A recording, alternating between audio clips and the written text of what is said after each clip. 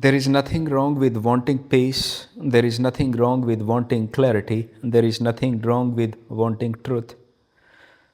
The movement towards relief is natural. Confusion seeks order. Pain seeks ease. Uncertainty seeks ground. That movement is innocent. What is not innocent is what has been built around it. An entire structure exists to intercept that innocence. When someone feels lost, a voice appears. When someone feels heavy, a method appears. When someone feels incomplete, a promise appears. And the promise is subtle. You are not there yet, but you can be, with guidance, with practice, with commitment, with payment. The listener is not foolish, the listener is human, the trap is intelligent. It never says you are trapped, it says you are progressing. It never says you are dependent, it says you are evolving. And slowly, without noticing, peace becomes a future event. Freedom becomes a goal, truth becomes information, God becomes a concept to understand. And the one who was simply tired is now enrolled in becoming. Look carefully at the structure. If you were already whole, what would they sell? If you require no improvement, what would they teach? If freedom were immediate, not achievement, what would happen to programs? If you were fully dependent on yourself, what would happen to self made gurus? This is not criticism, it is exposure of cleverness. An industry survives on seekers, not because seekers are weak, but because seeking can be prolonged.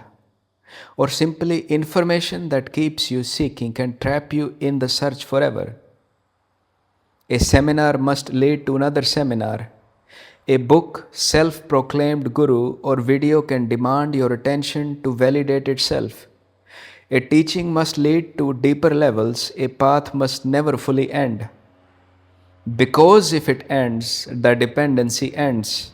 And when the dependency ends, the authority loses position. Notice something subtle. The promise is always almost fulfilled. You feel slightly lighter, slightly cleaner, slightly elevated.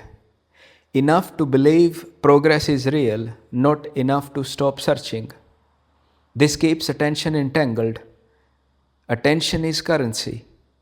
Money can be replaced, attention cannot. While attention is occupied with becoming peaceful, it cannot see the peace that is not becoming. While attention is busy understanding truth, it cannot see that truth is not an object. The listener is not the problem. The listener was simply told that peace is somewhere else, that truth is hidden, that freedom requires a method, a practice. And once that belief is planted, the rest builds naturally. The brilliance of the structure is that it convinces you you are improving, while reinforcing the idea that you are not enough yet. That is the bondage. Not the desire for peace, not the longing for truth, but the suggestion that both are elsewhere. The moment this is seen, gently, clearly, without anger, the grip loosens.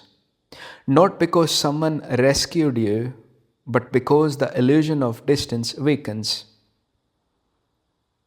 Peace was never in the seminar, freedom was never in the method, truth was never in the personality presenting it, and the listener was never the problem.